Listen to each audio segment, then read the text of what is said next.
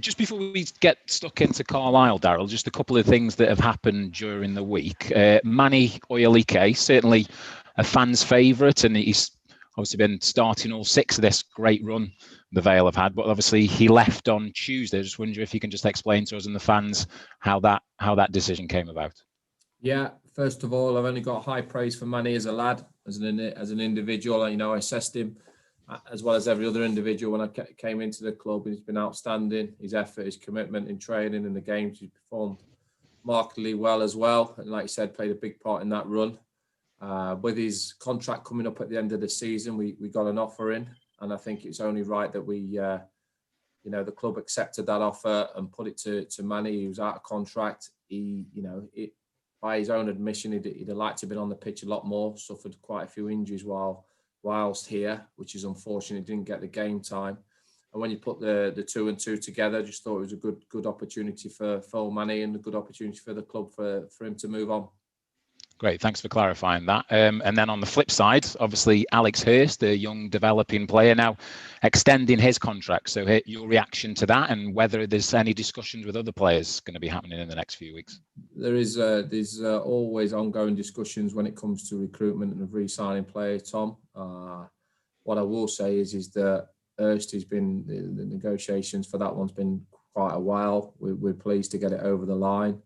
And the fact of the matter is, until we get clarification off the EFL of the squad sizes and the capabilities and the financials, it's very, very hard to be planning too far ahead, if that makes sense. You know, decisions on the players will be made at the end of the season. Like I said to my players, that, you know, they have every opportunity to impress since I've come through the door. Yes, the team's been pretty settled in the last 6 games. But, you know, training's been sharp, and everybody be assessed as an individual on that merit come the end of the season, when hopefully we've got the should we say, the squad, what squad we can actually pick and choose from, because there's a lot of things that go into decision making. Thoughts on Carlisle? Obviously, they're just outside the playoffs, unbeaten in 5, but they have drawn the last 2. It's a game, obviously, for yourself. It's the 3rd time you're preparing to face this opposition, obviously, with your time at Walsall. What's your thoughts on them as an opponent?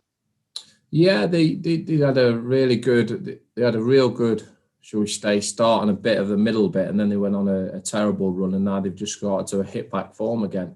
They came to my Walsall team where they was flying high. Got real good momentum, and then hit a brick wall, so to speak. But Chris will be pleased that they're back in the hunt to get into the top 7. They've certainly done better results over the last few games. They're an aggressive team, as in good second ball team, aggressive all over the pitch, high tempo team, very fit team. So we'll have to be at our best to continue the winning run, that's for sure. I think certainly listening to your post-match from both the Harrogate and the Morecambe games, at times you said it's been ugly, but obviously, you know, particularly last time out, clean sheet. Is that the challenge to your side to obviously maintain that stability, but create a bit more offensively? Is that what you're looking to put to your side tomorrow? It's about winning, first and foremost, Tom, any way we can. But the Harrogate game was, you know, win that game any way you can, blowing a gale. Pitch was awful, 1-2-0, great. I thought the Morecambe game was a strange affair, to be honest with you, with the stoppages and whatnot, and we never really a fluid game. But I was disappointed with our performance in general with the ball, certainly not with the effort and commitment. So you're always looking as a manager, whether you're on a winning run or losing run, is the next performance. So we'll be looking to have a better performance than the last game, because I think we'll need that if we're going to come out with a win.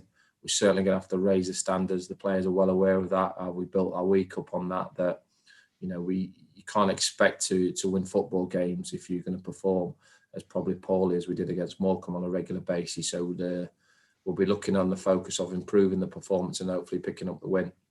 Okay, and last one from me. I'm not sure if you are aware, but 1893 was the last time that Port Vale won 7 in a row. That was on to the way to the club's record of 8. That's when George was born, wasn't it? Sorry, George, love that lad. Sorry, mate. Sorry, pal. Go ahead. I'm sure he'll come back with that one. Plenty of them come my way.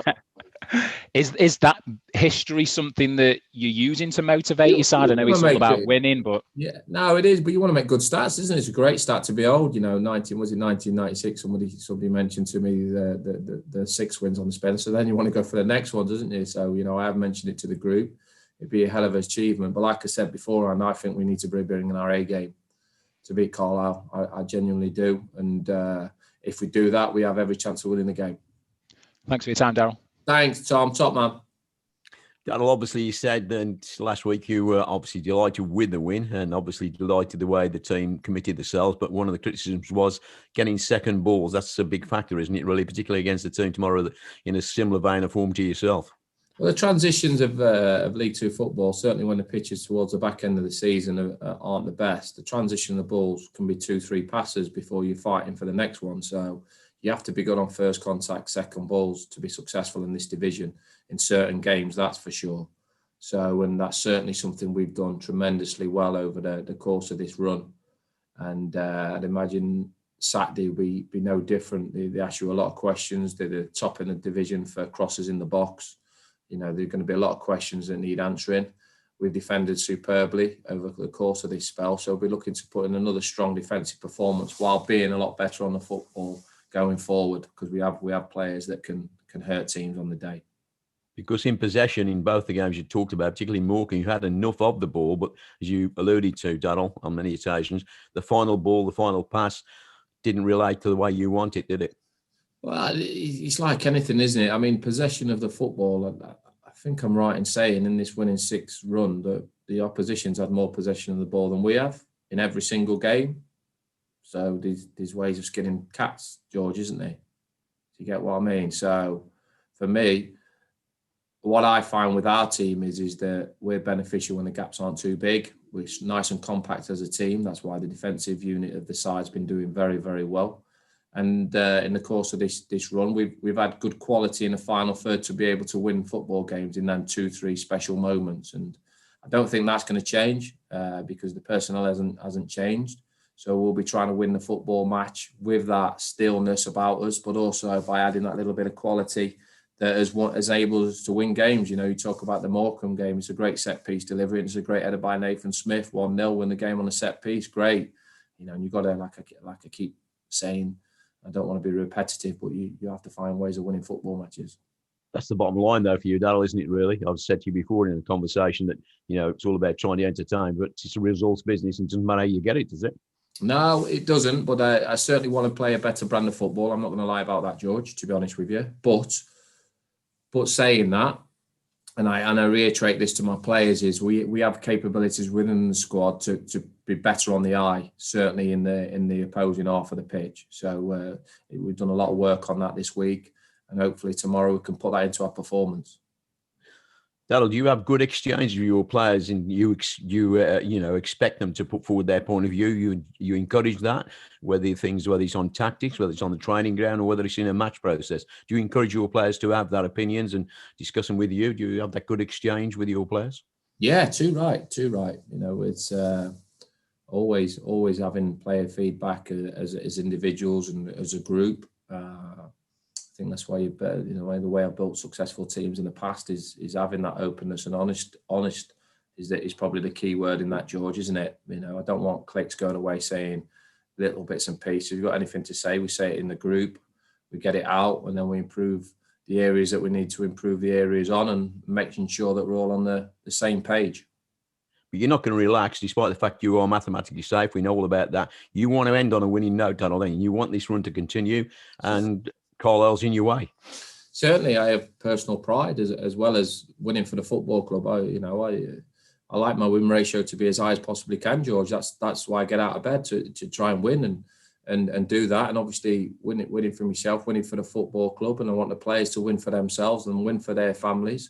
Win for the football club, win for the supporters. So it's all about that W, George, isn't it? At the end of the day, we keep talking about, and the more you keep stressing that, and the more you build a football club to enable you to do that, the better, and everyone's more happier.